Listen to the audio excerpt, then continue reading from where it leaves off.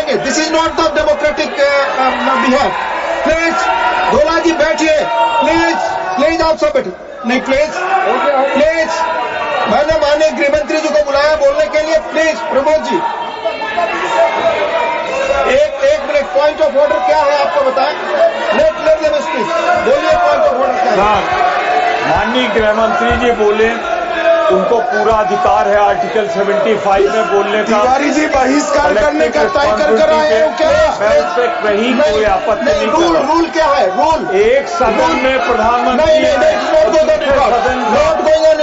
ये सामूहिक जिम्मेदारी है, सरकार की सामूहिक जिम्मेदारी है। माननीय गृह मंत्री जी जवाब देंगे। नो प्लीज, माननीय गृह मंत्री जी आप बोले, आप बोले। सही नहीं है, please go back to your seats, go back to your seats. Sushmita ji please go back to your seats, go back to your seats please please.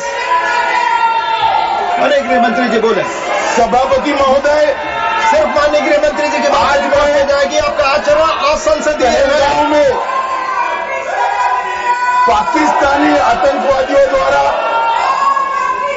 जो नृशंस हमला हुआ और उसके जवाब में भारत सरकार ने और भारत की सेनाओं ने जो मजबूत जवाब पाकिस्तान के आतंकवादी ग्रुप्स को और पाकिस्तान को स्वयं को दिया ऑपरेशन सिंदूर के माध्यम से, उसका पर सदन में चर्चा पर मैं हिस्सा लेने के लिए खड़ा हूं।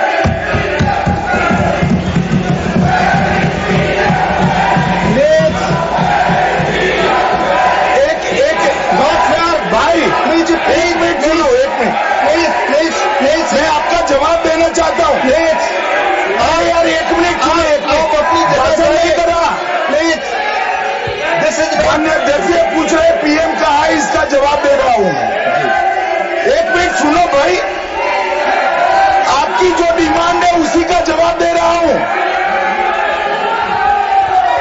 माननीय अध्यक्ष जी, पीएम साहब इनकी ऑफिस में ही है। उनको ज्यादा सुनने का शौक है क्या? भाई मेरे से निपट रहा है, काहे को प्रधानमंत्री जी को बुला रहे हो? और तकलीफ होगी, ये समझते नहीं है साहब।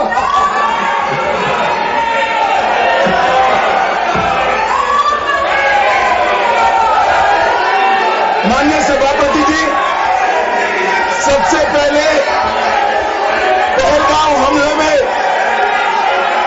हमारे देश के जो निर्दोष नागरिकों को धर्म पूछकर, चुन कर उनके परिवार के सामने मारा गया। मैं उन सभी दिवंगत नागरिकों के परिवार के साथ मेरी संवेदना व्यक्त करता हूं। जब ऑपरेशन सिंदूर के बाद पाकिस्तान ने गोलीबारी करी, वो गोलीबारी में कुछ नागरिक हताहत हुए। वो नागरिकों के परिवारजनों के प्रति भी मैं गहरी संवेदना व्यक्त करना चाहता हूं। माननीय अध्यक्ष जी,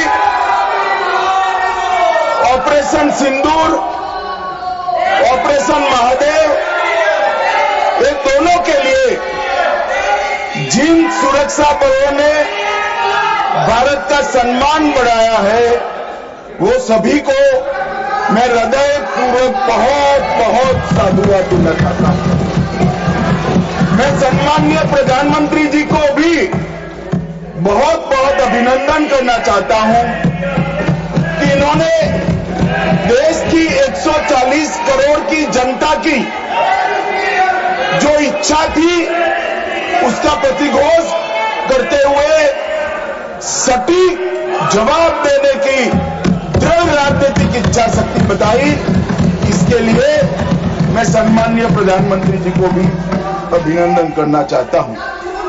मान्यवर, सबसे पहले मैं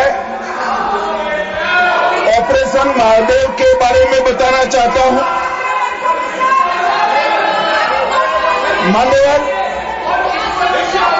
परसों ही प्लीज कश्मीर में प्लीज, आपको माननीय नेता प्रतिपक्ष सबने सुना, ये सही आचरण नहीं है आप सबका। Please go back to your seats. No no, माननीय गृह मंत्री आप बोलो। नहीं, खड़गे जी कुछ कहना चाहते हैं तो 1 मिनट के लिए बताने दीजिए। बताएं सर, आप सभी लोग अपनी सीट पर जाए। माननीय एलओपी बोले please go back to your seats. Sir, go back to your seats, first go back to your seats. Mister Gokhale, mister Saket Gokhale, अपनी अपनी सीट पर जाइए। आप अपनी सीट पे नहीं है, please go back to your seat. Sir, Manoj ji please go back to your seat. Go back to your seats, go back to your designated seats, then only available. Yes माननीय डिप्टी चेयरमैन साहब, मैं इसलिए खड़ा हूं शक्ति सिंह जी, तो मैं do not disturb the house. सब सदन के मेंबर्स का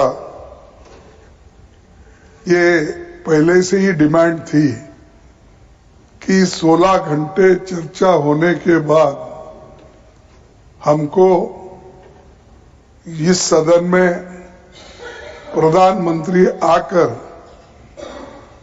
प्रकट होकर वो अपनी बातें रखेंगे और समाधान जो भी हमने सवाल उठाए हैं, बहुत से सवाल उनको संबंधित है। ये नहीं कि आप कैपेबल नहीं है रिप्लाई देने के लिए, ये नहीं कहता मैं। हम आपको निपटाएंगे, तुम हमारे को निपटाओ, हम खेल खेलेंगे। लेकिन जिस प्रधानमंत्री यहां रहते हुए भी अगर इस सदन में नहीं आते तो इस सदन का अपमान है। धन्यवाद। नो प्लीज नहीं, ये नहीं हो गया। तो इसीलिए आपकी बात सदन का अपमान करना, सदस्यों का अपमान करना माननीय गृह मंत्री ठीक नहीं है। माननीय गृह मंत्री जी, माननीय गृह मैं अभी भाषण नहीं कर रहा हूं। माननीय अध्यक्ष जी, इनके मुद्दे का जवाब दे रहा हूं। अब सुनिए खड़गे साहब, प्लीज लिसन इन प्लीज। मैं आपको माननीय खड़गे जी, मैं आपको इन्फॉर्म करना चाहूंगा, बीएससी मीटिंग में मैंने ऑलरेडी एक्सप्लेन किया था आपके सदस्यों को कि सरकार की ओर से माननीय कोई मंत्री जवाब दे सकता, ये रूलिंग है, आप फोर्स नहीं कर सकते किसी को। प्लीज प्लीज, माननीय गृह मंत्री जी आप बोले। और मान्यवर खड़गे साहब उठा रहे हैं ज्यादातर महत्वपूर्ण मुद्दों पर कांग्रेस पार्टी खड़गे साहब को बोलने नहीं देती है, पीछे से सारे को खड़े करती है और वो ये मुद्दा उठा रहे हैं।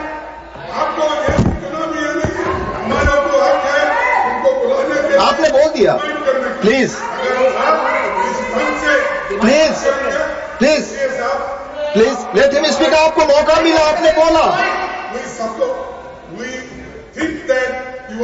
पार्शल सर आए जज का काम कर, लेकिन आप हर बात को टोकते रहते हो। नहीं, आपको मौका दिया, बोला अगर हम क्या यहाँ खेलने आए क्या? आपने को मौका दिया, आपने बोला हमारे पास मैंने भी बताया कि मैंने और हर मीटिंग में क्या स्पष्ट किया तो आपने बात की, प्रधानमंत्री की बात की, इधर आपका स्टेटमेंट इसका काउंटर में लाया हूं। I read the ruling, you have not listened. प्रधानमंत्री को यहाँ माने प्लीज मान्यवर, इसीलिए ये विपक्ष की मांग और स्टैंड दोनों उचित नहीं है, क्योंकि बिजनेस एडवाइजरी कमेटी में ये निर्णय लिया गया था, चर्चा आप जितनी चाहोगी हो करेंगे, जवाब कौन देगा वो सरकार तय करेगी, माननीय प्रधानमंत्री जी तय। मुझे मालूम है मान्यवर ये क्यों जा रहे हैं, मुझे मालूम है मान्यवर मुझे क्यों जा रहे हैं। वो इसलिए जा रहे हैं कि इतने सालों तक वोट बैंक प्रोटेक्ट करने के लिए, आतंकवाद को रोकने के लिए इन्होंने कुछ नहीं किया। ये डिबेट, ये सुनी ही नहीं सकते, ये जवाब है सुनिए।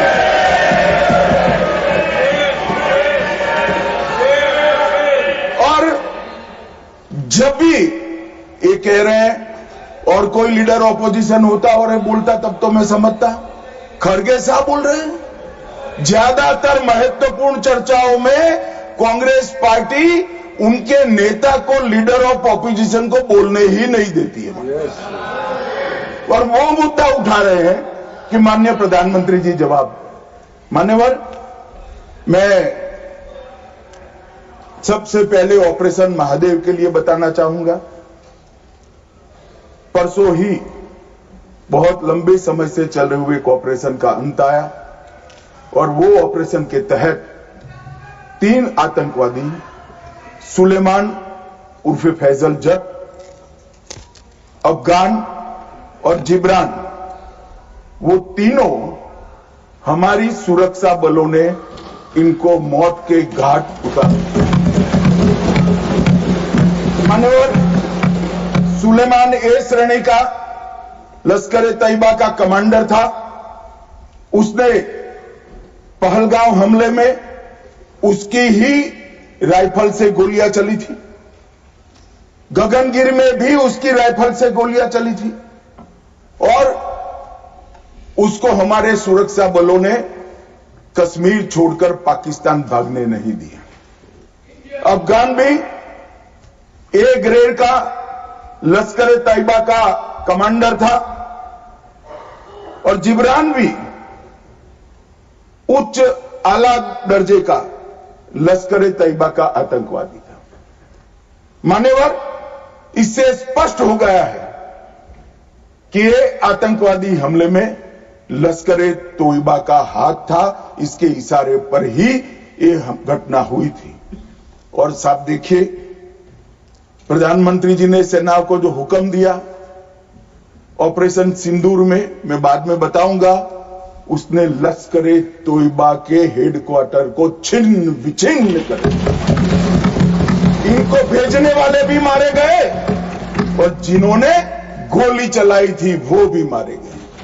एक प्रकार से ऑपरेशन महादेव और ऑपरेशन सिंदूर दो इकट्ठा होता है तो दुनिया के सभी आतंकवादी हमलों में सबसे सटीक, सख्त और त्वरित जवाब माननीय प्रधानमंत्री के नेतृत्व में भारत के सुरक्षा बलों ने दिया। लश्कर ए तैयबा का आप सभी जानते हैं कि प्रतिबंधित संगठन है। कुछ ही समय के बाद इनके एक आउटफिट टीआरएफ ने जिम्मेदारी ली कि हमने ये निर्दोष नागरिकों को मौत के घाट उतारा है। मान्यवर, उसी दिन मैं वहां पहुंच गया था। सुरक्षा रिव्यू की मीटिंग हुई थी और सुरक्षा रिव्यू की मीटिंग में तय हुआ था कि आप जल्दी से जल्दी इनको पकड़िए, मगर उससे भी जल्दी ये लोग देश छोड़कर पाकिस्तान न भाग जाए इसकी चिंता करिए। इसलिए 100 दिन के बाद भी वो उपलब्ध मिले और मारे गए। मान्यवर, उनके पास से 3 राइफलें बरामद हुई। एक 19M4 कार्बाइन अमेरिकन राइफल है और 2 AK-47 राइफलें मिली। जिस दिन पहलगांव में घटना हुई, हमारे निर्दोष नागरिकों को मारा गया, उस दिन वहां से एनआईए ने खाली कारतूसों को कब्जे लिया था। इनके मारे जाने के पहले ही वो खाली कारतूसों का फॉरेंसिक साइंस लेबोरेटरी में एक प्रकार से इसकी जन्म कुंडली निकाली थी कि कौन सी राइफल से चले हैं। और जब ये मारे गए, इनके पास से भी जो राइफलें मिली, फॉरेंसिक साइंस लेबोरेटरी में चंडीगढ़ में रात को फॉरेंसिक टेस्टिंग कर 100% मिलान हुआ है कि इन्हीं 3 राइफलों का उपयोग किया गया था, जिसमें से 44 कारतूस AK-19M4 के थे और 25 कारतूस AK-47 राइफल के थे। इसलिए अब कोई बहस भी नहीं बची है, कोई शको शुबह भी नहीं बचा है कि इन्होंने मारा था या नहीं था।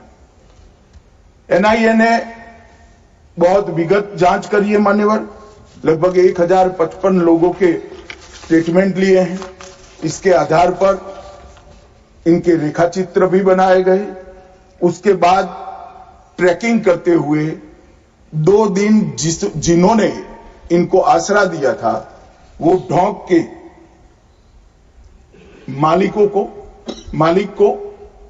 मालिकों को और उनकी वृद्ध माता को भी पूछताछ करी थी। ये जो मृतदेह मिले आतंकवादियों के, उसका परिचय, उसकी शिनाख्त ये तीनों लोगों ने कर ली है। ये तीनों लोगों ने कहा कि यही आतंकवादी है जो 21 तारीख को हमारे ढोंक में रुके थे और हमसे खाना लेकर गए थे। तो एक और सबूत हमारे पास आ चुका है। चेहरे का मिलान भी कैमरे के माध्यम से बहुत अच्छे तरीके से संतोषजनक रीत से हुआ है। और ये जो असफल ऑपरेशन हुआ मान्यवर, इसलिए मैं सेना, CRPF, Jammu Kashmir police, NIA के अधिकारी और FSL के विद्वान अधिकारियों को बहुत बहुत साधुवाद देना चाहता हूं।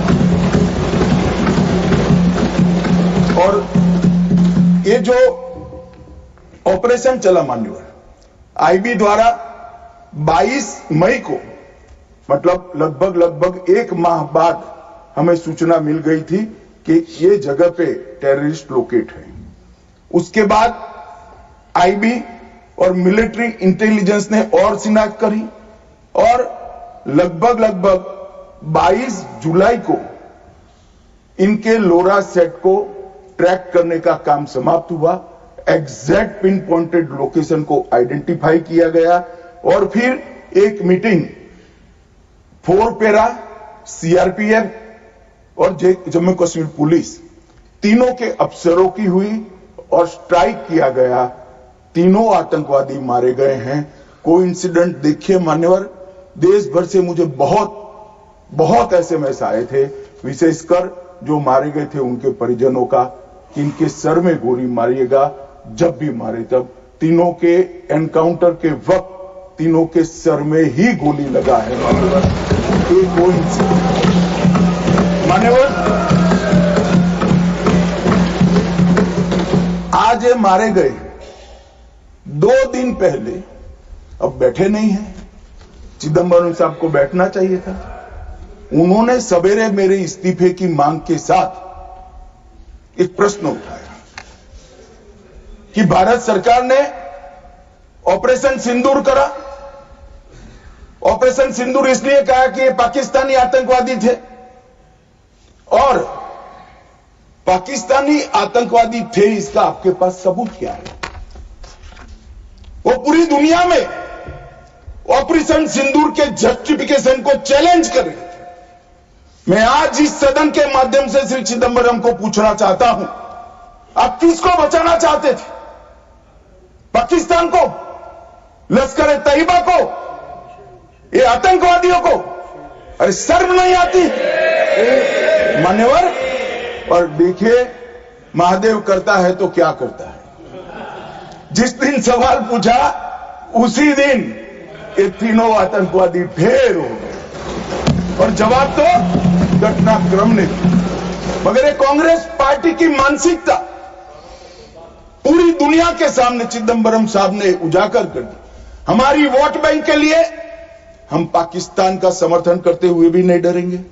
हमारी वोट बैंक के लिए लश्कर तोयबा को बचाने से भी हम नहीं डरेंगे, और हमारी वोट बैंक के लिए आतंकवादियों को शेल्टर देते हुए, शाब्दिक शेल्टर देते हुए भी हम नहीं डरेंगे। मान्यवर, ये कांग्रेस की मानसिकता है। और अभी पृथ्वीराज चौहान साहब का इंटरव्यू आ गया, उन्होंने कहा ऑपरेशन का नाम धर्म के आधार पर रखने के अलावा इनको कुछ नहीं आता है। मान्यवर, कांग्रेस पार्टी बैठी नहीं है, उनको मालूम नहीं है हर हर महादेव सिर्फ धर्म का नारा नहीं है। शिवाजी महाराज ने जो मुगलों के खिलाफ लड़ाई लड़ी, स्वतंत्रता की लड़ाई लड़ी, और शिवाजी महाराज की सेना का युद्ध घोष था, हर हर महादेव।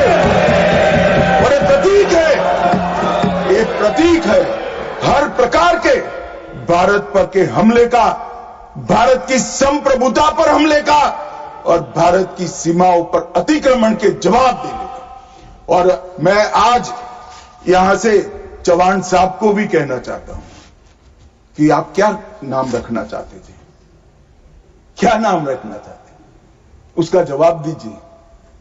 मान्यवर, ये पूरी चीजों को हिंदू मुस्लिम के दृष्टि से देखते हैं। चौहान साहब का थ्योरी देखे तो आज हमारी सेना के कई सारे हमारी सेना के डिवीजनों का जो नारा है, युद्ध घोष है, कहीं प्रभु रामचंद्र की जय, कहीं जोश बोले सो निहाल सत श्री अकाल है, कहीं जाट बलवान जय भगवान है, क्या सियावर रामचंद्र की जय है, कहीं पर काली माता की जय है। ये सारे उद्घोष आप नहीं स्वीकारते हो, ये भाजपा ने रखे हुए नहीं है मान्यवर। ये हमारी सेना के जवानों से मन से निकलने वाला ये युद्धघोष, इसको हिंदू मुस्लिम के दृष्टि से नहीं देखना चाहिए। और कोई कहता है कि आज ही क्यों मारे गए। अब देखिए साहब, भाई कितना जिंदा रखना चाहते हैं। मैं भी पूछता हूं आज क्यों मारे गए, मैं तो दूसरी सेकंड मार देना चाहता था, मगर इतना सरल नहीं है। जिन ऊंचाइयों पर ये छुपे हैं, जिस प्रकार की निर्जन जगहों पे 22 दिन तक सीआरपीएफ सेना और जम्मू कश्मीर की पुलिस ड्रोन से भेजे हुए खाना खाकर इतनी कठिन परिस्थिति में इनका पीछा कर कर मारा है, और आप मुहूर्त पूछ रहे हो क्योंकि क्यों नहीं मानना है आज? क्योंकि आज राहुल गांधी का भाषण था। इस तरह से नहीं चलता है मान्यवर। पूरे देश की जनता कांग्रेस पार्टी को देख रही है। इनकी प्रायोरिटी देश की सुरक्षा नहीं है, राजनीति है। उनकी प्रायोरिटी आतंकवाद को समाप्त करना नहीं है, अपनी वोट बैंक है। उनकी प्रायोरिटी हमारी सीमा की सुरक्षा नहीं है, उनका सेक्युलर और अपीसमेंट का पॉलिटिक्स है मान्यवर। मगर हम इससे इत्तेफाक नहीं रखते मान्यवर। आज मैं ऑपरेशन सिंदूर के बारे में भी बताना चाहता हूं। 22 अप्रैल को हमला हुआ। 22 अप्रैल को ही मेरी प्रधानमंत्री जी से बात हुई। वो विदेश थे। लगभग 2-2:30 बजे के सुमार पे बात हुई। मैं शाम होने से पहले ही श्रीनगर पहुंच गया था। दूसरे दिन सुबह सुरक्षा बैठक उसी रात को कर दूसरे दिन सुबह जहां मृतदेह थे वहां जाकर उनको श्रद्धांजलि देने के लिए गया। मान्यवर, वो मेरे जीवन का ऐसा दिन है जो मैं कभी नहीं भूल सकता। एक 6 दिन की शादी, एक बच्ची ने जिसकी शादी को 6 दिन हुए हैं, वो विधवा होकर हमें पूछती थी कब इसका बदला लिया जाएगा। मान्यवर, सब लोग शुद्ध थे, ना पानी पिया था, ना चाय पी थी, ना पीने की स्थिति थी। मैं मेरे जीवन में वो दृश्य नहीं भूलता। आज भी वो दृश्य आ जाता है तो नींद से खड़ा हो जाए, इस प्रकार की वेदना होती है मान्यवर। ऐसा जघन्य अपराध कभी नहीं हुआ। धर्म के नाम पर पूछकर चुन कर इनके परिजनों के सामने मारे। छोटी बच्चियां, छोटे बच्चे, वृद्ध मां, उनकी पत्नियां, उनकी बहनें, इस सबके सामने मारा गया। और क्यों मारा गया? क्योंकि वो संदेश देना चाहते थे कि टेररिज्म से मुक्त हम कश्मीर को नहीं होने। मैं आज इस सदन से उनको संदेश देना चाहता हूं, जितना हो सके उतना प्रयास करना। कश्मीर आतंकवाद से मुक्त होकर रहेगा और होकर ये नरेंद्र मोदी का संकल्प। मान्यवर, 23 अप्रैल को, इसके पहले कल भाषण में कहा,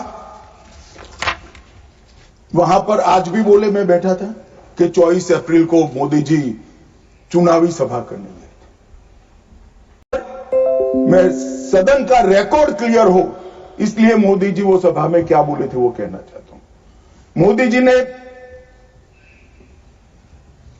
24 अप्रैल को बिहार की जनसभा में जो कहा था वो चुनावी सभा नहीं थी। इस देश के प्रधानमंत्री की जिम्मेदारी है कि देश की जनता की भावनाओं को दुनिया के सामने ढंग से रखे। मैं कोट अनकोट उनके भाषण को पढ़ता हूं। माने 22 अप्रैल को पहलगांव का यह हमला केवल निहत्थे पर्यटकों पर नहीं बल्कि पूरे भारत की आत्मा पर हुआ एक दुस्साहसपूर्ण प्रहार।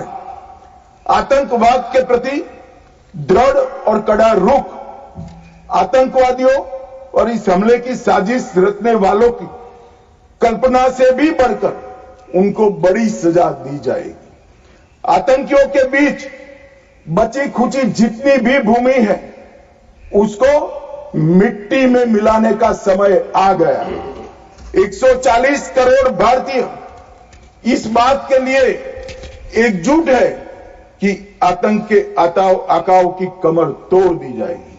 भारत हर एक आतंकवादी और उनकी समर्थकों की पहचान करेगा, उनका पता लगाएगा, उनको दंडित करेगा। आतंकवाद कभी भी भारत की आत्मा को तोड़ नहीं पाएगा। न्याय सुनिश्चित करने के हर प्रयास किए जाएंगे। और आज मैं मोदी जी को बहुत बहुत साधुवाद देता हूं उनकी दूरदर्शी। उनका बोला हुआ एक एक शब्द आज सच हुआ है। उन्होंने कहा था आतंकवादियों की बची खुची जमीन मिला देंगे, मिट्टी में मिला देंगे। साहब, उनके ट्रेनिंग के बाद मिट्टी में मिले हैं, इनके हेडक्वार्टर मिले हैं, उनके लॉन्च पैड भी मिट्टी में मिलकर जमीन दोस्त। उन्होंने कहा था कि इनके आकाओं को नहीं छोड़ेंगे। मैं बाद में लिस्ट पढ़ता हूं। इनको भेजने वालों को भी हमारी सेनाओं ने मिट्टी में मिला दिया। उन्होंने कहा आतंकवादियों को भी नहीं छोड़ेंगे। ऑपरेशन महादेव ने वो तीनों आतंकवादियों को समाप्त कर दिया। मान्यवर, ये एक प्रकार से मोदी जी ने कहा हुआ वाक्य, एक प्रकार से मोदी जी ने कहा हुआ वाक्य हमारी सेना, हमारी वायुसेना, हमारी जल सेना और सभी पैरामिलिट्री फोर्स और जम्मू कश्मीर पुलिस ने उसको अपना कर्म का रास्ता बना दिया और कठोर दंड देने का काम किया है। मान्यवर, 23 अप्रैल को ही एक सीसीएस की मीटिंग बुलाई गई। सीसीएस की मीटिंग में कठोर संदेश देने का काम न केवल पाकिस्तान को, पूरी दुनिया को, कि भारत की सीमा और भारत की सेना, भारत के नागरिक और भारत की संप्रभुता इसके साथ खिलवाड़ नहीं करते, वरना परिणाम भुगतने पड़ते हैं। उन्होंने तय किया सीसीएस की बैठक में 1960 की जवाहरलाल नेहरू के द्वारा की गई एक तरफा पाकिस्तान के फायदे वाली सिंधु जल संधि को तत्काल प्रभाव से रोक लिया। मान्यवर, ऐतिहासिक फैसला है। हम सब वर्षों से मानते थे कि हिंदू जल संधि एक तरफा है, हमारा पानी 80% वहां नहीं जा सकता। मान्यवर, वहां तक कि वहां से गाद निकालने की भी परमिशन, उनकी कैनाल बनाने के पैसे भी भारत ने भेजे। और मान्यवर, ये पानी पर अधिकार है भारत के किसानों। कश्मीर, पंजाब, हरियाणा, राजस्थान और दिल्ली का पीने का पानी अब कुछ ही समय में सिंधु के माध्यम से राजस्थान तक पहुंचे। एकीकृत जांच चौकी अटारी की जो चल रही थी उसको हमने बंद कर दिया। सार्क वीजा समाप्त कर दिया। 24 घंटे में सारे पाकिस्तानी नागरिकों को हमने वापस भेजना शुरू कर दिया। नई दिल्ली स्थित पाकिस्तानी उच्चायोग में रक्षा, सैन्य, नौसेना और वायुसेना के सलाहकारों को अवांछित व्यक्ति घोषित किया गया और दोनों उच्चायोग में स्टाफ को कम करा दिया गया। 55 से घटकर 30 करा दिया। और सीसीएस ने संकल्प लिया कि भेजने वाले और कृत्य करने वाले दोनों को दंडित किया जाएगा। इसके लिए सेना को खुली छूट देने का काम सीसीएस ने। ये पूछ रहे थे कल क्या हुआ, कैसे हुआ। सीसीएस के फैसले जो है वो मीडिया में आए थे, मगर उनको पढ़ना नहीं है, क्योंकि सारे जो फैसले लिए वो उनके द्वारा किए हुए निर्णयों को रद्द करने के और उनकी नीतियों के खिलाफ जो निर्णय हुए वो है। मान्यवर, 30 अप्रैल को सशस्त्र बलों को ऑपरेशनल फ्रीडम देने का काम प्रधानमंत्री जी ने किया कि रक्षा मंत्रालय और सेना दोनों मिलकर तय करेंगे टारगेट क्या होगा, तरीका क्या होगा, स्थान क्या होगा और समय क्या होगा। और इसको हमारे सेना के जवानों ने इसको बहुत बखूबी निभाया। मान्यवर, मैं तीनों सेनाओं को इस सदन के इस चर्चा में बहुत बहुत सम्मान के साथ साधुवाद देता हूं। 7 मई को रात को 1:04 पर पाकिस्तान के 9 आतंकी अड्डों को ध्वस्त कर दिया। रक्षा मंत्री जी ने लोकसभा में बताया कम से कम 100 लोग मरे, 100 से ज्यादा मरे मगर कम से कम 100 मरे हैं। और मान्यवर, लश्कर तैयबा जैसे मोहम्मद और हिजबुल मुजाहिदीन ये तीनों के हेडक्वार्टर को ध्वस्त करने का काम नरेंद्र मोदी सरकार ने किया, हमारी सेनाओं ने। और मान्यवर, हमने तुरंत ही उनको सूचना दे दी थी। हमने उनको बताया मरकज सुभानअल्लाह बहावलपुर, मरकज तैयबा मुरीद के Mehmoona Joya camp Sialkot, Sarjal camp Sialkot, Sawai Nala camp Muzaffarabad, Syedna Bilal camp Muzaffarabad, Gulpur camp Kotli, Barnala camp Bhimber और अब्बास कैंप कोटली, उसको हमने समाप्त कर दिया है, तोड़ दिया है। और ये हमारे आत्मरक्षा के अधिकारों को उपयोग करते हुए कहा है, हमारी कार्यवाही समाप्त हुई है। मैं बाद में आता हूं, ये पाक ऑक्यूपाई कश्मीर क्यों नहीं लिया, ये क्यों नहीं करा, वो क्यों नहीं करा। पहले तो वो सोचते थे कि कुछ ही नहीं होगा, हो गया तो ये क्यों नहीं हुआ। मैं कांग्रेस पार्टी को कहना चाहता हूं, पाक ऑक्यूपाई कश्मीर आपने दिया था, मगर लेने का काम भारतीय जनता पार्टी की सरकार ही करेगी और कोई नहीं। मान्यवर, हमने तो हमला किया था आतंकवादी अड्डों पर, उनके हेडक्वार्टर पर, उनके संगठनों पर, उनके ट्रेनिंग कैंप पर, उनके लॉन्चिंग पैड पर, और हमारे आतंकवाद के ऊपर ये हमले को पाकिस्तान अपने पर का हमला समझ बैठा। और उन्होंने 8 मई को अपने रिहायशी इलाकों पर गोलीबारी की। हमारे सेना के इंस्टॉलेशन पर मिसाइल छोड़ी, ड्रोन फेंके, कोई पहुंच नहीं पाया, मगर नदी की सीमा में गोलीबारी से निर्दोष नागरिक जो घूम रहे थे वो हताहत हुए।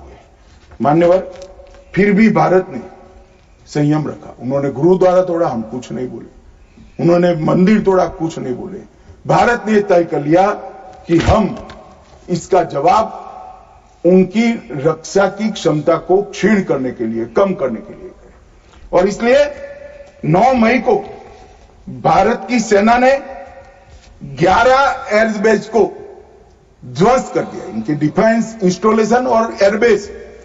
8 airbase Noor Khan, Murid, Sargodha, Rafiqui, Rahim Yar Khan, Jacobabad, Sukkur, Bholari, 6 radar system, Sukkur, Lahore, Arifwala, Chunian, Jacobabad और नयाचौर, और surface to air guided missiles की सिस्टम लाहौर और ओकारा की। पाकिस्तान ने हमले के बाद मान्यवर लड़ने की स्थिति में ही नहीं था। ये पूछ रहे हैं किसके कहने पर समाधान हुआ, किसके कहने पर समाधान हुआ। किसी के कहने पर समाधान नहीं हुआ। पाकिस्तान घुटनों के बल हमारे डीजीएमओ को फोन किया कि भाई बंद करो, हमारा मकसद युद्ध का नहीं था, न पाकिस्तान के अवाम को हम नुकसान करना चाहते थे। मोदी जी ने तुरंत कहा कि अगर पाकिस्तान रोकता है तो रोक लीजिए, और इसको भी राहुल गांधी आगे बढ़ा रहे हैं और पूछ रहे हैं। कुछ लोगों ने आशंका की कि कौन मरा वहां। मान्यवर, उनको मालूम नहीं है। उनके समय में जो जघन्य आपराधिक घटनाएं हुई थी, आतंकवादी घटनाएं हुई थी, वो घटना को घटाने वाले आतंकवादी हमें पूछते थे। मुझे तो कई लोगों ने पूछा कि वे 90 दिन हुए क्या हुआ, 95 दिन हुए क्या हुआ, रोज 5 फोन आते थे।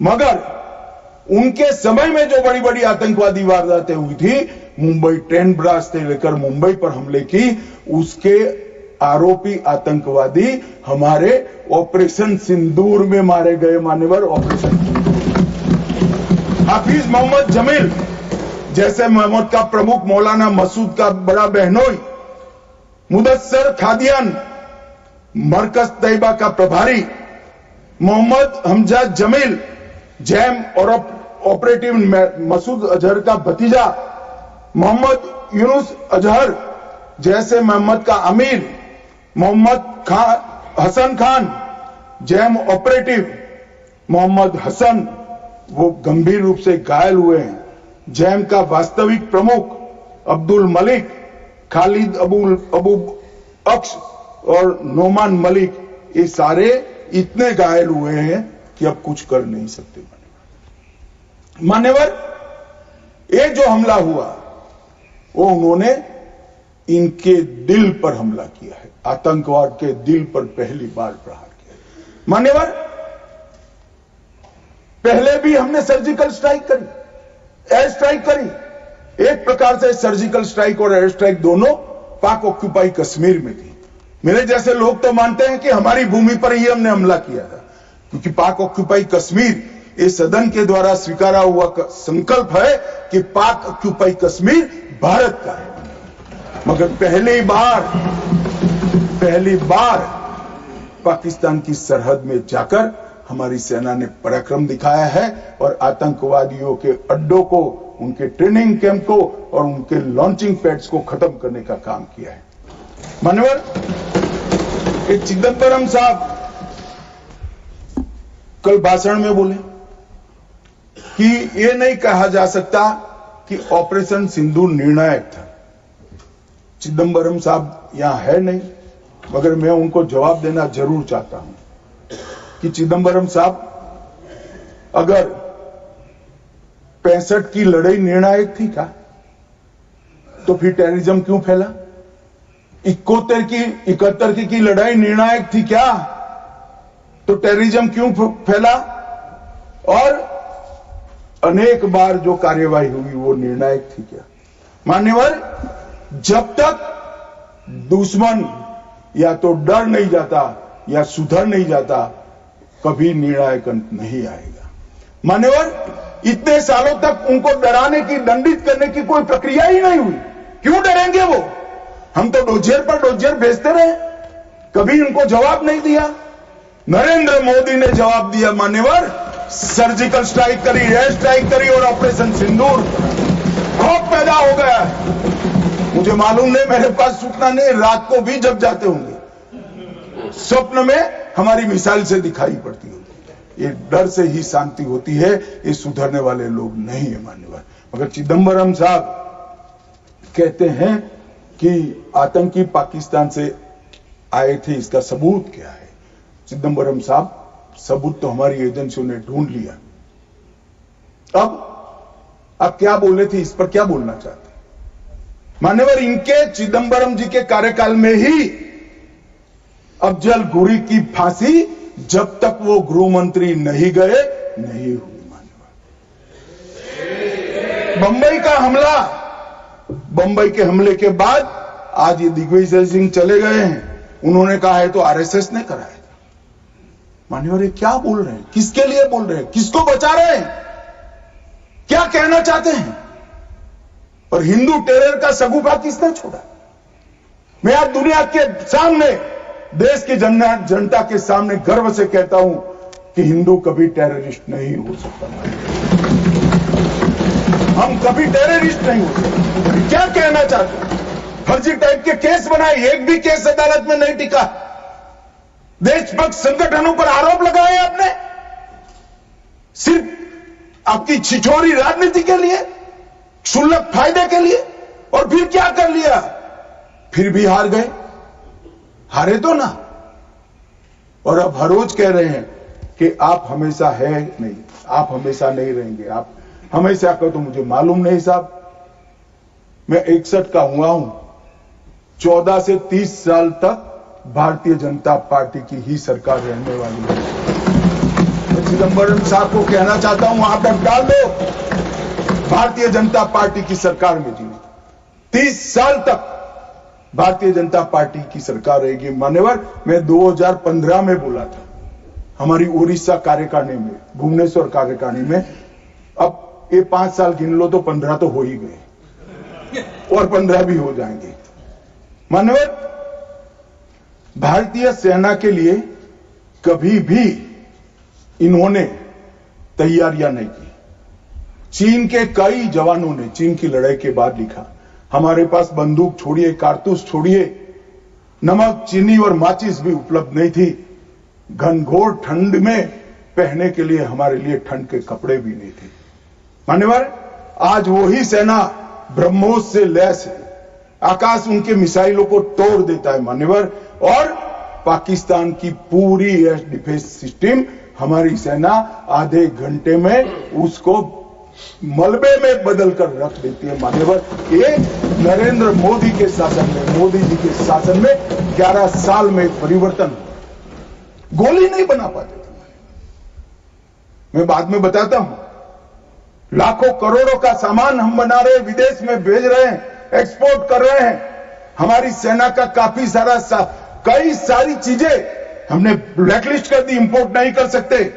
और R&D के लिए एक बहुत बड़ा इकोसिस्टम बनाने का काम देश के प्रधानमंत्री नरेंद्र मोदी ने किया है। सेना और पूरे देश को मोदी जी की ये पहल पर, आत्मनिर्भर भारत के गर्व पर और हमारे सेना के जवानों का हथियार उनको ऐसा देना चाहिए, इस बात की चिंता पर देश और सेना मोदी जी पर गर्व कर सकती है। मान्यवर, हमने जो नमक, चीनी और माचिस नहीं थी, ऐसी सेना से 11 साल में 22 मिनट में ही आतंकवादियों का काम तमाम कर देने वाली, तकनीक से सज्ज, वीर, सटीक इंफॉर्मेशन वाली और बताए हुए लक्ष्यों को पूरा करने वाली सेना का मान्यवर निर्माण किया है। मान्यवर,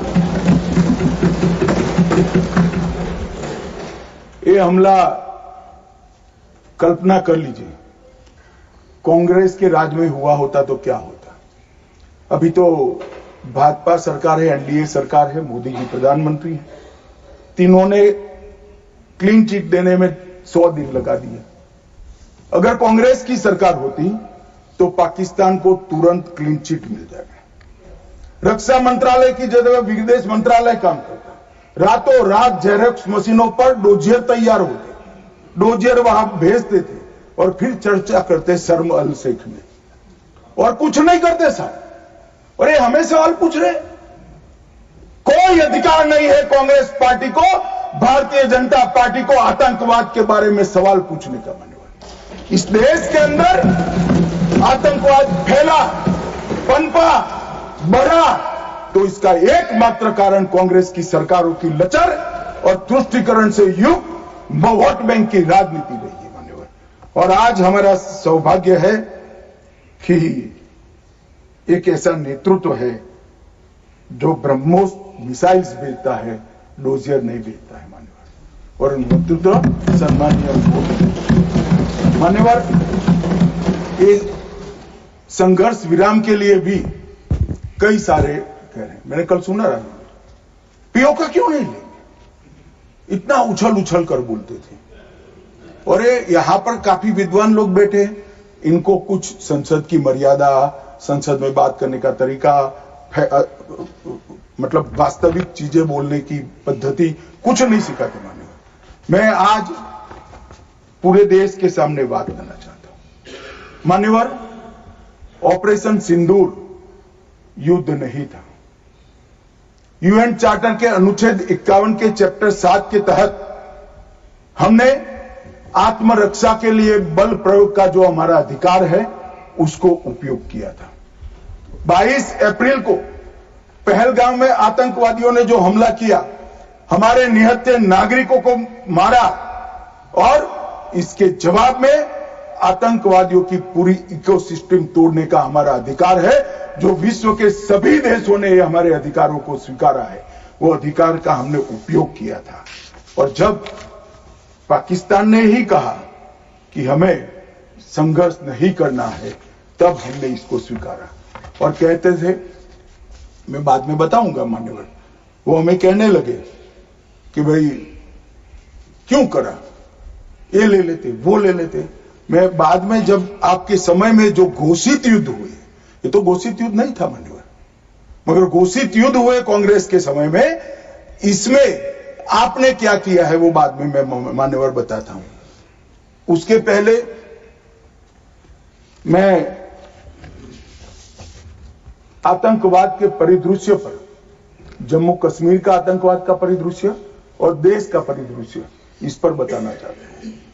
मान्यवर, कांग्रेस देश की सबसे पुरानी पार्टी है और सबसे ज्यादा शासन भी कांग्रेस और उनके साथियों ने देश पर किया है। उनके समय में हमारे प्रधानमंत्री नरेंद्र मोदी जी को 3 नासूर मिले आंतरिक सुरक्षा की दृष्टि से।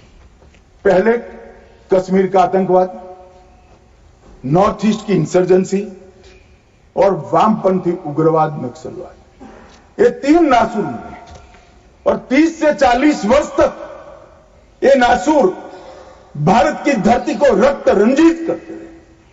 न जाने कितने लाल हमारे सेना के, सीआरपीएफ के, बीएसएफ के, सीआईएसएफ के मारे जाते रहे, शहीद पर शहीद। न जाने कितने निर्दोष किसान, न जाने कितने निर्दोष नागरिक आतंकवाद, इंसर्जेंसी और वामपंथी उग्रवाद की भेंट चढ़े, मगर कुछ नहीं हुआ।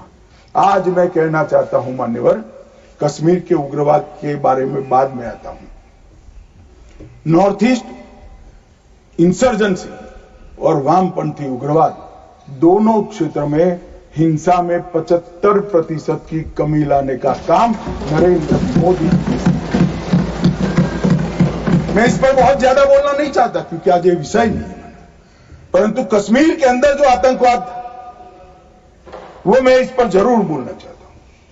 मान्यवर, इसका कारण क्या था? इसके कारण के मूल में जाना चाहिए। जब से कश्मीर का सृजन हुआ, धारा 370 बनाई गई। किसने बनाई? कांग्रेस पार्टी ने बनाई। इसका समर्थन और इतने लंबे समय तक किसने चला? कांग्रेस ने चला है। मान्यवर, इसका स्वरूप क्या था? धारा 370 और 35 से क्या कहती है? कश्मीर का एक अलग ध्वज होगा, कश्मीर का एक अलग संविधान होगा और 5 अगस्त 2019 तक ये अलग ध्वज और अलग संविधान चलते रहे।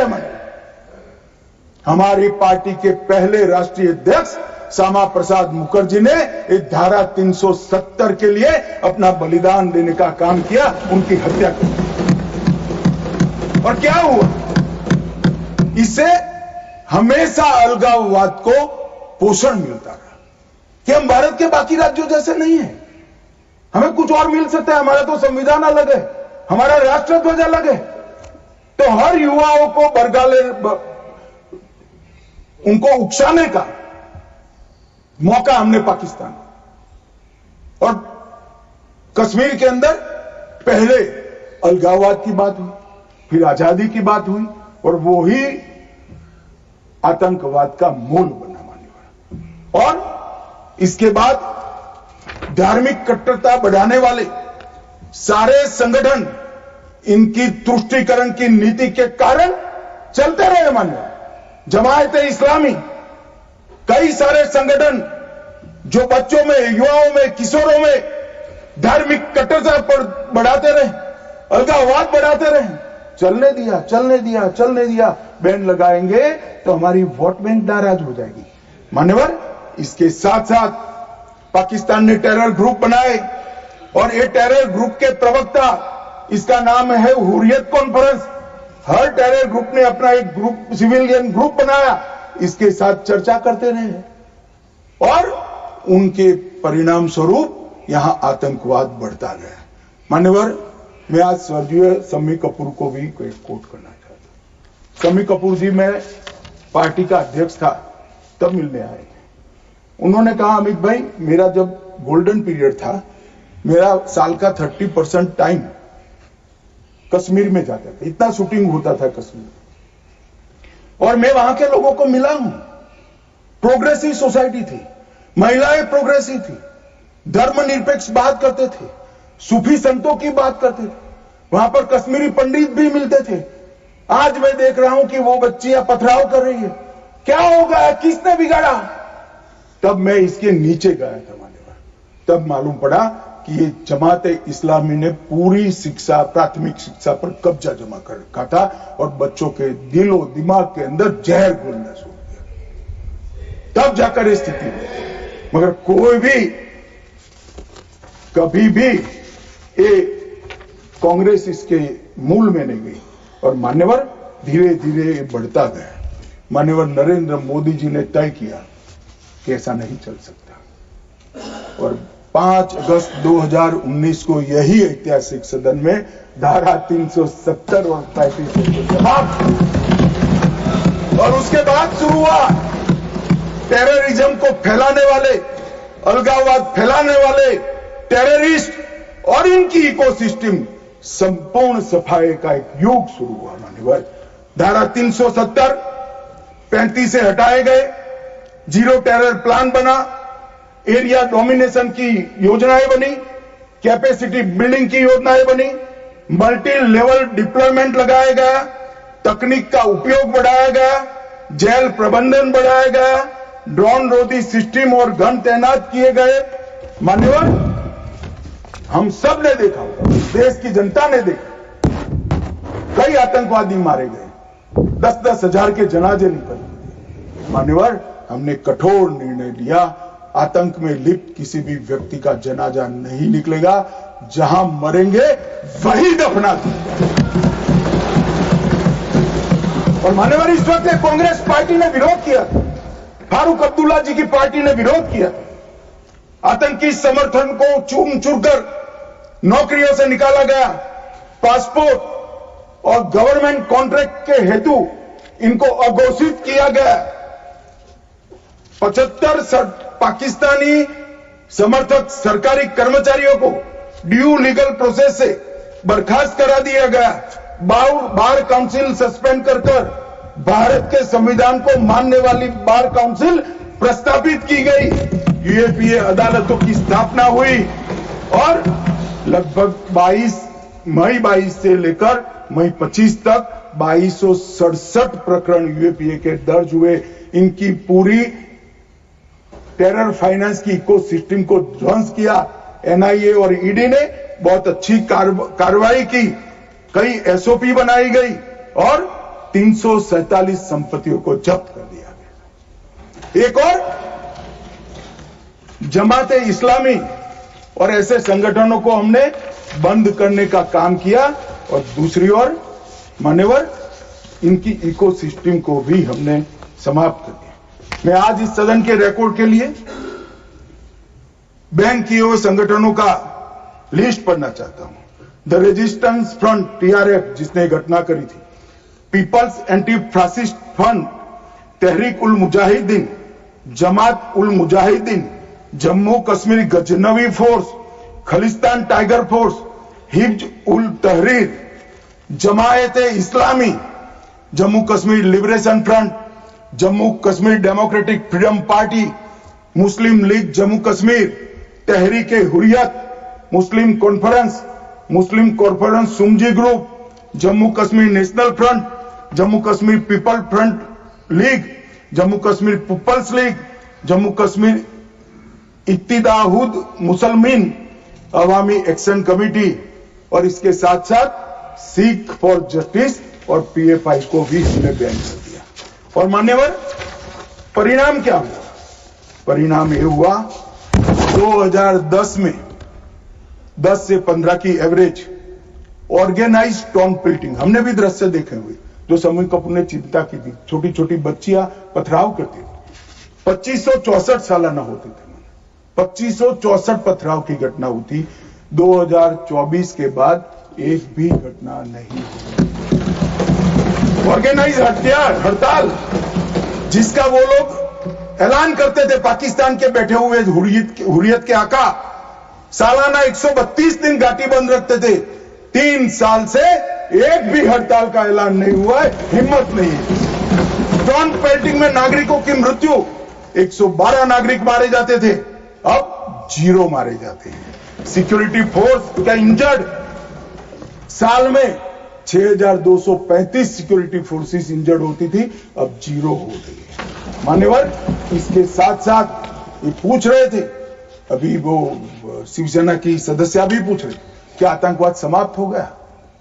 इतनी गहरी जड़ें कांग्रेस ने डाली है, समाप्त होने में बहुत देर लगेगी। हमारा प्रयास है जल्द से जल्द, परंतु मान्यवर, आंकड़े में कहना चाहता हूं समाप्ति के कगार पर है।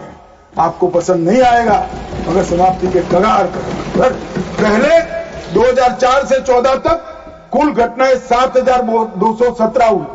7217, 7217, और जून 15 से मई 25 तक 2150, 70% की कमी हो गई। मानव, आतंकवादी घटनाओं में 70% कमी।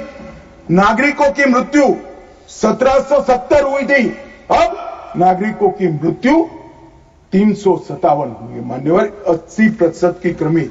और सिक्योरिटी फोर्सेस 1060 मारे गए थे, अब 542 मारे गए हैं। मान्यवर, 49% की कमी। मान्यवर, इसके साथ साथ हमने कश्मीर के अंदर ढेर सारा काम किया है। मान्यवर, लगभग 59,000 करोड़ की 53 परियोजनाएं की। चिनाब पर विश्व का सबसे बड़ा पुल बना। 8.5 किलोमीटर लंबी बनिहाल सुरंग बनी। उधमपुर, श्रीनगर, बारामुल्ला तक रेल पहुंची। जोजिला सुरंग और बनिहाल सुरंग बने। रोजगारी का सृजन 63,000 लोगों का हुआ। जम्मू देश का पहला शहर बना जहां IIM, IIT और एम्स तीनों संस्थान वहां पर है। मान्यवर, पहला शहर। लगभग ऐसी स्थिति कश्मीर में भी तीनों प्रोग्रेस पर है। 40,000 नौकरियां दी। विस्थापितों को प्रतिनिधित्व दिया। कश्मीर विस्थापित कश्मीर पंडितों के 2 सदस्यों का नामांकन करने का कानून लेकर आए। और सबसे बड़ी बात मान्यवर, हमने भारत के संविधान का झंडा कश्मीर में फहराने का काम। ये पूछते हैं क्या हुआ? पहले 3 परिवारों तक राजनीति थी, ना पंच था, ना सरपंच था, ना तहसील पंचायत थी, ना जिला पंचायत। आज जम्मू कश्मीर में 34,260 जनप्रतिनिधि चुने हुए जम्मू कश्मीर के नागरिकों की सेवा करें। मान्यवर, पहले चुनाव होते थे। मुझे एक सेना के रिटायर्ड जनरल मिले, बाद में मैं बताता हूं। उन्होंने कहा, अमित भाई, हमारा काम तो मुख्य सुरक्षा का नहीं था, वो तो भगवान भरोसे था। सबसे बड़ा काम फर्जी वोटिंग करना था। कराते थे प्रशासन, हम इनकार करते थे। कई लोगों को मेमो दिए गए, फिर भी हम अड़े रहते थे। 3%, 4% वोटिंग होती थी। आज नरेंद्र मोदी के शासन में जिला पंचायत के चुनाव में 98.3%। जनरल इलेक्शन में अब तक का सबसे ज्यादा वोटिंग आजादी से। ये बताता है वहां लोकतंत्र प्रस्थापित हो रहा है। मान्यवर, और 63% हुआ।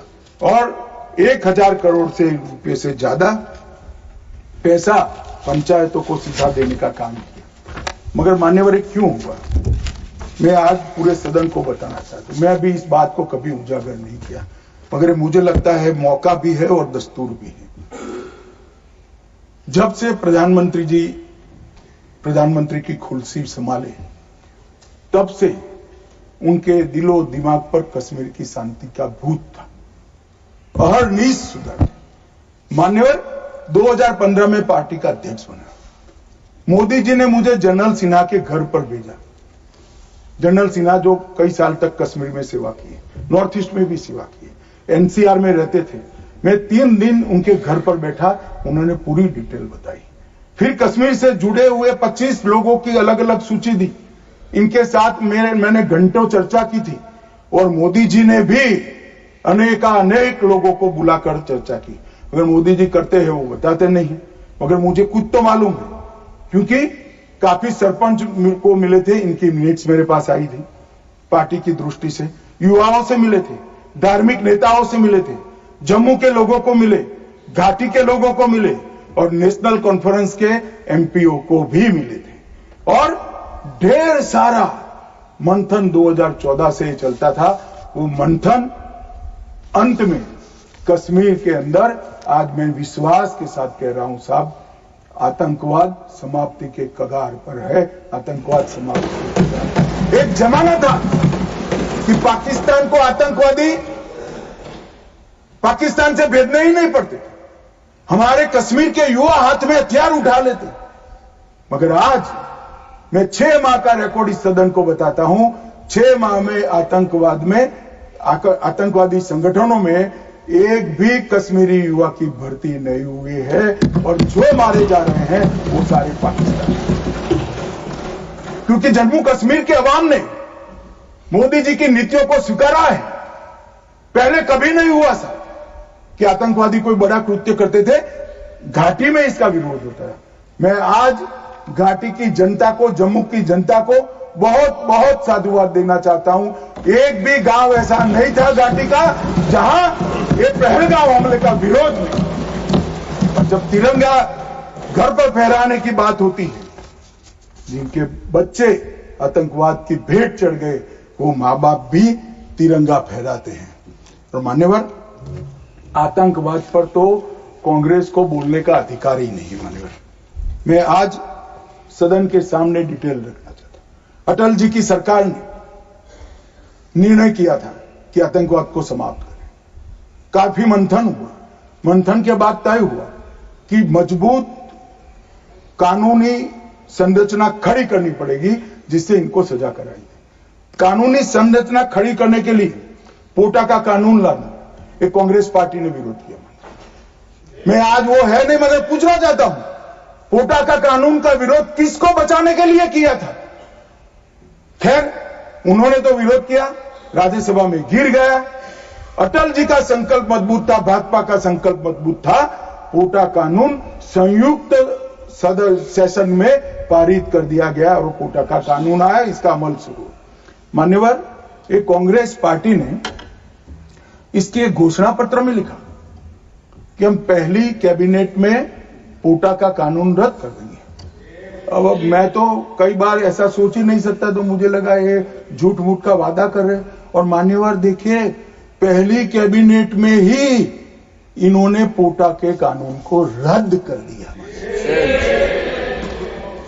और कांग्रेस टेररिस्ट की बात करी, टेररिज्म की बात करी, आप तो उसका पोषण करने वाली पार्टी हो। मान्यवर, इसके बाद क्या हुआ? 2005 में रामलल्ला के टेंट पर हमला हुआ। मंदिर उस वक्त नहीं बना था।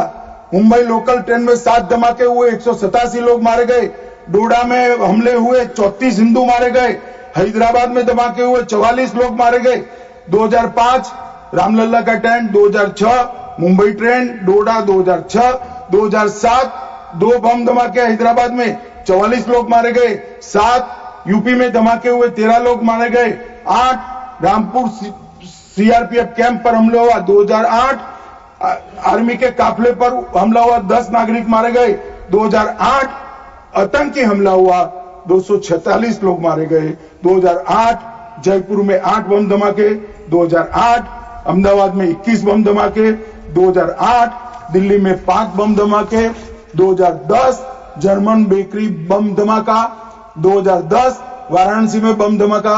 2011 मुंबई में बम धमाका, 3 लोग मारे गए। एक भी वर्ष खाली नहीं गए मन में। और हमें पूछ रहे कि आपने क्या किया? 100 दिन तक पूछते रहे, कहां गए, क्या किया, क्या किया, क्या किया। अब मुझे बताओ भाई, 2005 से शुरू कर 2011 तक आपने क्या किया? कांग्रेस पार्टी ने क्या किया? कौन से कानून लाए, कौन से कदम उठाए और कब जाकर पाकिस्तान पर सर्जिकल स्ट्राइक, एयर स्ट्राइक और ऑपरेशन सिंदूर का आपने प्रयोग किया? जवाब कांग्रेस पार्टी को, देश की जनता को देना पड़ेगा। मान्यवर, 54 जगह पे देश के अलग अलग हिस्सों में 609 नागरिक मारे गए और मैं आज गर्व से देश के गृह मंत्री के नाते उच्च सदन में कहता हूं, मोदी जी के राज में पूरे देश में कश्मीर छोड़कर कहीं पर भी टेररिस्ट घटना नहीं। और कश्मीर में भी हुई, उरी में हुई, हमने सर्जिकल स्ट्राइक कर चेताया, पुलवामा में हुई, एयर स्ट्राइक कर और चेताया, अब नहीं सुधरते हैं। दुम टेढ़ी की टेढ़ी है, हम क्या कर सकते हैं? पहलगांव में करा मान्यवर, घर में घुसकर पटचड्डे उड़ाने का काम हमारी सेना ने। और मुझे तो कल सुबह ही किसी ने याद दिलाने के लिए, मेरी कॉन्स्टिट्यूएंसी से एक हमारी वरिष्ठ कार्यकर्ता है जिनकी उम्र 80 है, उन्होंने एक व्हाट्सएप भेजा था। उन्होंने कहा अमित ये जरूर बोलना। अब मैं इतनी वरिष्ठ कार्यकर्ता की भावना को टाल नहीं सकता मान्यवर। उन्होंने एक व्हाट्सएप में वीडियो भेजा जिनमें सोनिया गांधी जी के घर से दौड़ते दौड़ते सलमान खुर्शीद जी आंसुओं से लहस बाहर आते, बाहर मैनेज मीडिया खड़ा है, उसके सामने कहते हैं कि सोनिया जी पूरी रात सो नहीं पाती है, इनके आंसू देखकर मेरी आंख से आंसू निकले।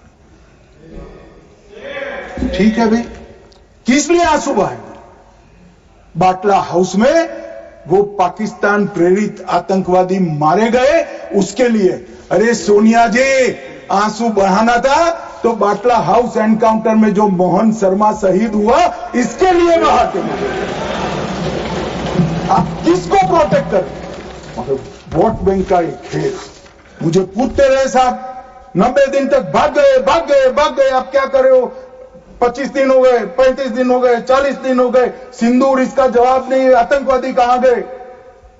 चलो भाई, ये तो भाजपा सरकार ने, सेना ने ठोक दिया, सीआरपीएफ ने ठोक दिया, हो गया हमारे काम। अब मैं पूछना चाहता हूं, दाऊद इब्राहिम जिसने मुंबई में सीरियल धमाके गए, किसके राज में भागे मान्यवर? कांग्रेस के राज में। सैयद सलाउद्दीन किसके राज में भागा? कांग्रेस के राज में। टाइगर मेमन किसके राज में भागा? कांग्रेस के। अनीस इब्राहिम किसके राज में भागा? रियाज भटकर किसके राज में भागा? कांग्रेस। इकबाल भटकर किसके राज में भागा? मिर्जा सादाब किसके राज में भागे? और इसका हिसाब कौन देगा? उनको मालूम था देना पड़ेगा साहब, इसलिए बहिष्कार करते। वो स्वयं भागे, आतंकवादियों को भगाया और वो भी भाग गए। और हमने मान्यवर 11 साल में यूएपीए में 2019 में अमेंडमेंट किया। इसके तहत, अमेंडमेंट के तहत 57 लोगों को आतंकवादी घोषित किया है। एनआईए का अमेंडमेंट किया, देश के बाहर जांच करने के हमने अधिकार लिए। एनएसए का हमने सख्त उपयोग किया, 370 को बैन किया, निरस्त कर दिया, पीएफआई को बैन किया, मैक को मजबूत किया, आईसीजेएस का हमने स्थापना किया, नफीस का स्थापना किया, पीएमएलए से टेरर फाइनेंसिंग को रोक दिया और नेट ग्रिड से माध्यम से पूरे देश के आतंकी संगठनों को एक कंप्यूटर की क्लिक पर लाकर रख दिया। मान्यवर, हमने पूरी इकोसिस्टम तैयार करी। और मान्यवर, ये जो कह रहे हैं, कल पूछ रहे थे कैसे आते हैं, मान्यवर मैं फिर से कहना चाहता हूं कि इतनी कठिन सरहद, कई जगह सुरंगें बनाते हैं और बना सकते हैं मान्यवर। इसको रोकने के हम तकनीकी उपाय कर रहे हैं, कुछ समय में ही हो जाएगा। मगर कुछ नाले ऐसे हैं मान्यवर, वहां इतना बहाव होता है, वहां कोई चौकी नहीं लग सकती, चौकी बह जाएगी। वो घुस रहे हैं, मगर उन्होंने क्या स्टैंड लिया था? राहुल गांधी ने कहा, जब 2011 में हमला हुआ, उन्होंने कहा सभी आतंकी हमलों को रोकना संभव नहीं है। जवाहरलाल नेहरू ने कहा घुसपैठियों को कोई रोक ही नहीं सकता। मैं मानता हूं कि अभी भी पाकिस्तान कुछ आतंकी हमले कर पा रहा है, अभी भी कुछ घुसपैठ होती है, काफी कम हुआ है मान्यवर। मैं जिम्मेदारी के साथ बोलने वाला आदमी हूं, देश की जनता सुन रही हूं, काफी कुछ कम हुआ है, मगर हम कभी ऐसे हथियार नहीं डालते। मैं आज सदन के सामने कहना चाहता हूं, घुसपैठ और आतंकवादी घटनाओं को समाप्त करने के लिए नरेंद्र मोदी सरकार कृत निश्चयी दृढ़ता के साथ हमारा मान्यवर। कल राहुल गांधी जी का मैंने स्टेटमेंट सुना, चीन के लिए प्रधानमंत्री क्यों नहीं बोलते, चीन के लिए नहीं बोलते, चीन के लिए नहीं बोलते। अब ये उनके सीनियर लोग हैं, उनका कोई ट्यूशन व्यूशन भी नहीं रखते। मानव कैसे बोलना चाहिए, क्या बोलना चाहिए, कुछ बोलते ही रहते। मगर आपने जब चीन की लड़ाई समाप्त हुई तब क्या किया था? चीन की लड़ाई समाप्त हुई तब हमारा 38,000 वर्ग किलोमीटर हिस्सा चीन को अक्साई चीन का देने का काम कांग्रेस पार्टी और आपके नाना जवाहरलाल नेहरू ने किया था। मान्यवर 1955 में देश में बहुत कम लोग जानते हैं, और ये पूछ रहे हैं कि कल मुझे कहने लगे झूठ बोल रहे हैं, मैं आज चीज भी लेकर आया। मैं selected works of Jawaharlal Nehru series volume 29 पृष्ठ 231 पढ़ रहा हूं, जो नेहरू जी ने स्वयं संकलन करा है। इसके लेखक जवाहरलाल नेहरू स्वयं है। अनौपचारिक रूप से संयुक्त राज्य अमेरिका की ओर से सुझाव दिया गया कि चीन को संयुक्त राष्ट्र से तो संबंध किया जाए, यूएन में उसको मेंबरशिप दी जाए, परंतु उसको सुरक्षा परिषद में नहीं और उसकी जगह भारत को देना चाहिए। साहब, कोई भी देश का प्रधानमंत्री होता, धन्यवाद करता और भारत सुरक्षा परिषद में मेंबर बन जाता। आज मोदी जी जो प्रयास करते थे, करने की जरूरत भी नहीं पड़ती, हमारे पास भी वीटो होता। परंतु इन्होंने क्या कहा, हम स्वीकार नहीं कर सकते। चीन जैसे महान देश को सुरक्षा परिषद में नहीं रखते हैं तो सुरक्षा परिषद के मायने ही नहीं रहते। ये मान्यवर कांग्रेस का चरित्र कल हमें सवाल पूछ रहे थे। और चलो, नाना तो बहुत दूर की बात है, इन्होंने मान्यवर एक प्रकार से चीन के बारे में राजीव गांधी फाउंडेशन, जिसकी चेयरपर्सन उनकी माताजी थी, उससे एमओयू किया, चीन से पैसा लिया, हमने एफसीआरए का लाइसेंस यही बिना पर कानूनी तरीके से राजीव गांधी फाउंडेशन का एफसीआरए का लाइसेंस कैंसिल कर दिया। क्या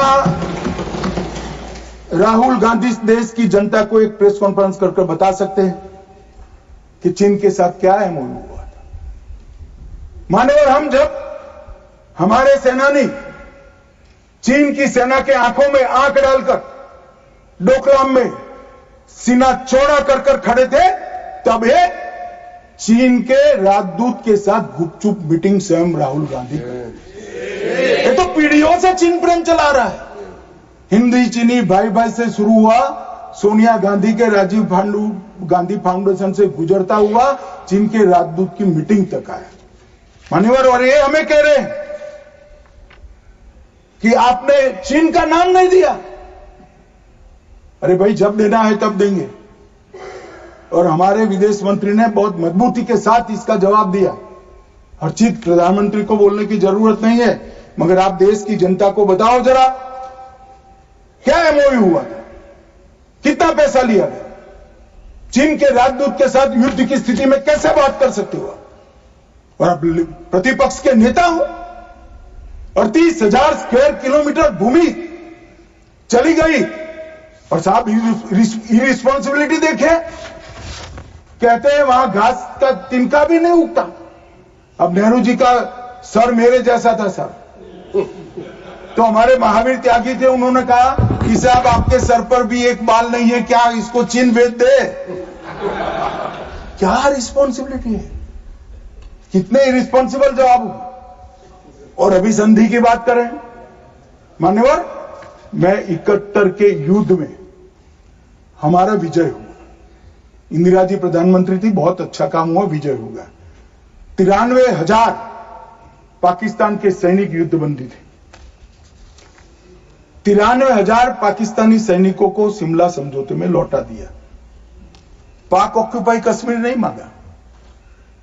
अगर उस वक्त इंदिरा गांधी, इस देश की दिवंगत प्रधानमंत्री जी, पाक ऑक्यूपाई कश्मीर लिखवा लेती तो आज आतंकवाद देश में आ ही नहीं सकता था मान्यवर। पाक ऑक्यूपाई कश्मीर भी आ जाता मान्यवर। इसके साथ साथ हमारा 15,000 वर्ग किलोमीटर क्षेत्र हमारे कब्जे में था पाकिस्तान, वो भी दे दिया। पाकिस्तान के 93,000 युद्धबंदियों को दे दिया।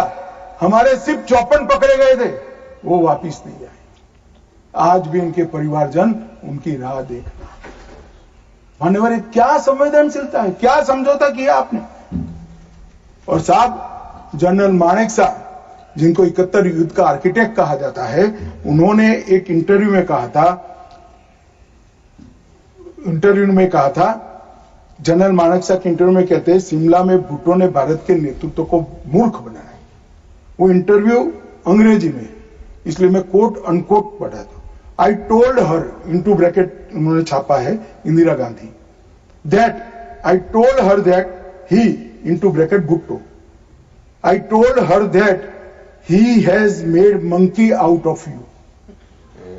और ये हमें पूछ रहे संधि क्या, हमने तो युद्ध ही घोषित नहीं करा था, संधि किस चीज की? हमारा एक लिमिटेड एग्रेशन था, टेररिज्म पर हमारा हमला था और हमारे आत्मरक्षा के अधिकार का उपयोग करते हुए, और ये हमें पूछ रहे हैं।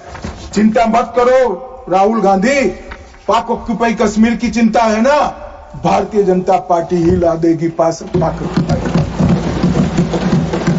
आप नहीं ला पाए, कांग्रेस पार्टी नहीं ला पाई, हमें लाए। और मान्यवर, पाक ऑक्यूपाई कश्मीर छोड़िए, पाकिस्तान की रचना ही कांग्रेस पार्टी ने की थी। मैं कम से कम इतना तो जिम्मेदारी के साथ कह सकता, मैं उस वक्त निर्णायक स्थिति में होता तो भारत माता के टुकड़े कभी सिग्नेचर नहीं करता। उम्र हो गई थी, जल्दी थी, प्रधानमंत्री बनना था, देश के टुकड़े टुकड़े कर दिए। आज तक देश पछता है। मान्यवर, आतंकवाद के मुद्दों पर अंतर्राष्ट्रीय मंचों में हमारी देश की फजीहत कर, मुंबई अटैक के बाद शर्म अल शेख सम्मेलन हुआ, जिसको पूरी दुनिया की डिप्लोमेसी में बलूचिस्तान ब्लंडर के नाम से जानते हैं। उसमें प्रस्ताव किया कि दोनों देश आतंकवाद के शिकार हैं। अब भला दुनिया में कोई पाकिस्तान को आतंकवाद का शिकार कह सकता है क्या? लोग हमारे मरे हैं, जवान हमारे मरे हैं, और आपने उनको पाकिस्तान को सर्टिफिकेट दे दिया मान्यवर। और भारत पाकिस्तान के आधिकारिक बयान में भी बलूचिस्तान का जिक्र किया। इनका आंतरिक मामला था, हमारा कोई लेन देन नहीं। बलूचिस्तान में जो घटनाएं हो रही, मनमोहन सिंह स्वीकार कर आए, और उसके बाद में उन्होंने कहा कि टेरर की घटना और वार्ता, उसके बीच में कोई रिलेशनशिप। भगवान भला करे, देश की जनता का नरेंद्र मोदी को प्रधानमंत्री बनाया, वो चीज को नरेंद्र मोदी ने समाप्त कर दी। जब तक टेररिज्म नहीं रुकता है, वार्ता नहीं हो सकती। मान्यवर, आज ये लोग जो बोल रहे हैं, विदेश नीति पर सवाल उठा रहे हैं, मैं उनको कहना चाहता हूं कि मोदी जी को G20 कई सारे देशों को मिला है। राजीव गांधी फाउंडेशन में एक स्टडी करा दो, हर देश में हुआ G20 और भारत में हुआ G20। हर देश की राजधानी में जाता है। मोदी जी G20 को हर राज्य में ले गए। हमारी संस्कृति, हमारी क्षमताएं, हमारा पावर, हमारा लोकतंत्र पूरी दुनिया के सामने रखने का काम नरेंद्र मोदी ने किया, और पूरी दुनिया स्वीकार कर रही है कि पूरे अब तक के G20 सम्मेलन में सबसे सफल G20 सम्मेलन है। और मान्यवर, इसीलिए पूरी दुनिया में कई सारे राष्ट्राध्यक्ष है।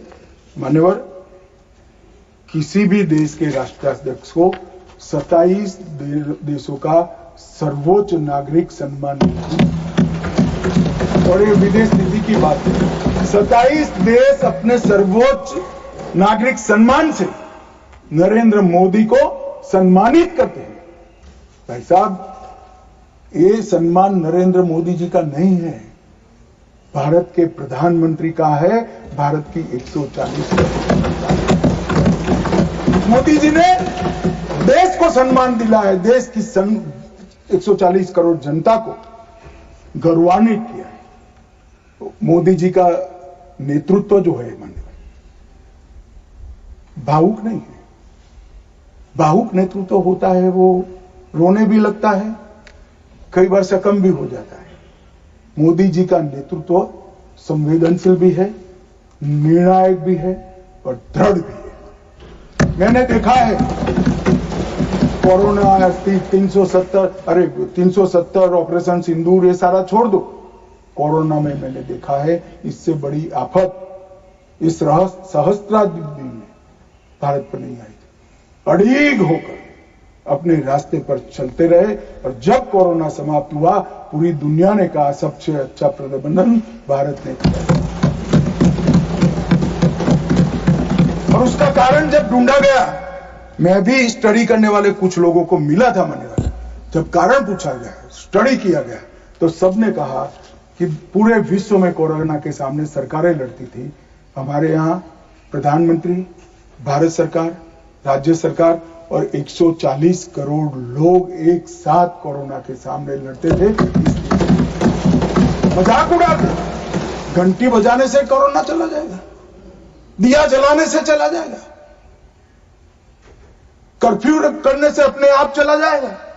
उनको मालूम नहीं था जनता के मन में जागरूकता लाते थे। और जब, मुझे तो ठीक याद है, मोदी जी ने टीम गठित की टीका बनाने के लिए, तब जयराम रमेश जी, नाम मत लीजिए, रिकॉर्ड पर मत लीजिएगा, तब ये कांग्रेस वाले इनका मजाक करते थे कि भारत टीका बना लेगा। मान्यवर, सबसे पहले टीका बनाने वाले देशों में भारत है, और इसी के कारण हम बचे।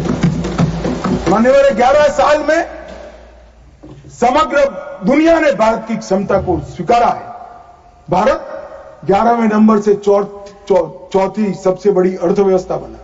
जीडीपी हमारा 4.19 ट्रिलियन हो गया, $1 ट्रिलियन की डिजिटल अर्थव्यवस्था बनी। प्रति व्यक्ति आय, ये जयराम रमेश जी हमेशा पूछा करते हैं, निर्मला जी बताती भी नहीं है, 68,572 से बढ़कर 1,33,488 हो। मान्यवर, राष्ट्रीय राजमार्ग का नेटवर्क 60% बढ़ा, 159 ऑपरेशनल एयरपोर्ट है, 31 लेकर मोदी जी ने इनिंग शुरू करा था, अभी समाप्त नहीं हुआ। 136 वंदे भारत ट्रेन है, 1500 ट्रेन अमृत स्टेशन योजना के तहत विकसित हो रहे हैं। 97% से अधिक भारतीय रेल का विद्युतीकरण हो चुका है। भारत दुनिया का सबसे बड़ा मोबाइल फोन उत्पादक देश बनने के कगार पर है। भारत तीसरा सबसे बड़ा स्टार्टअप इकोसिस्टम बन चुका है। मोदी सरकार में 118 यूनिकॉर्न बने। रक्षा क्षेत्र में हमारा उत्पादन 1.27 लाख करोड़ हुआ और निर्यात 21,000 करोड़ हुआ। विश्व का सबसे बड़ा पुल भारत में है, विश्व का सबसे लंबा पुल भारत में है। देश का सबसे लंबी अटल सेतु भारत में बनी।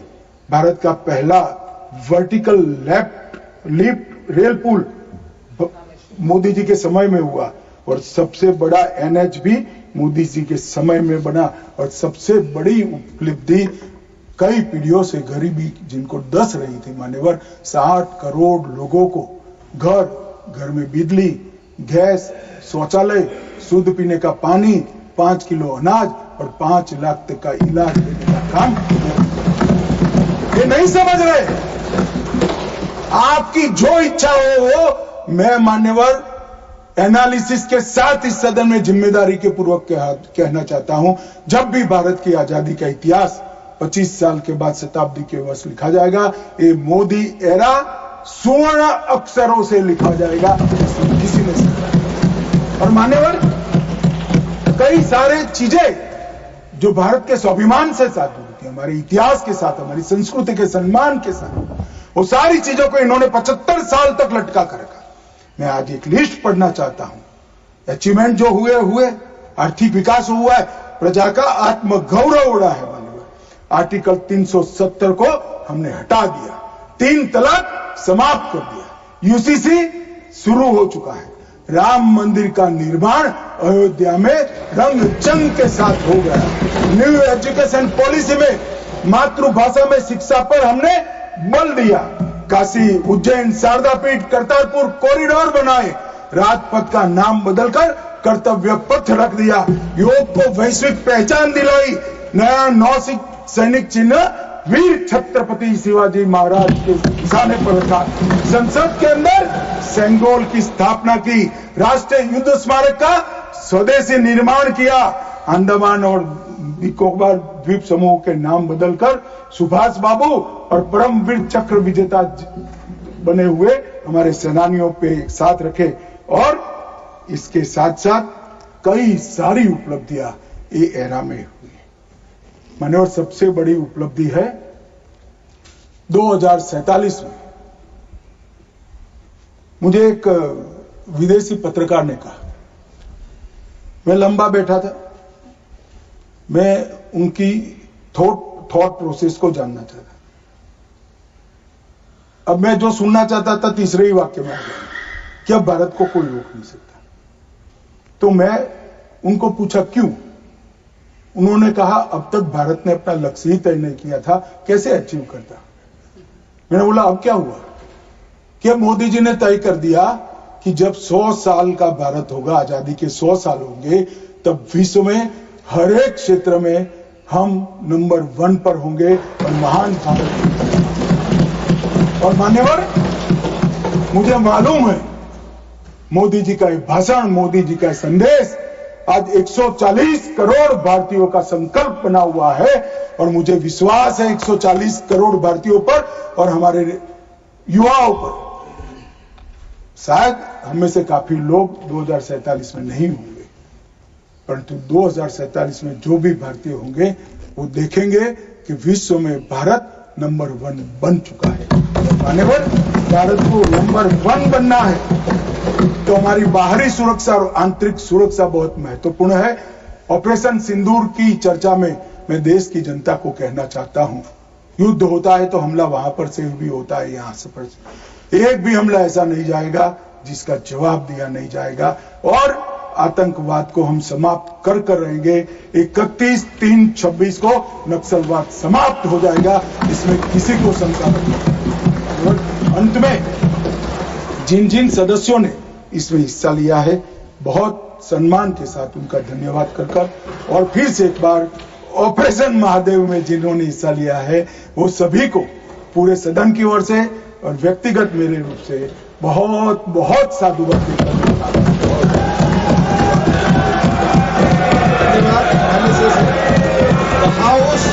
The House stands adjourned to meet at 11 a.m. on Thursday, the 31st July 2025.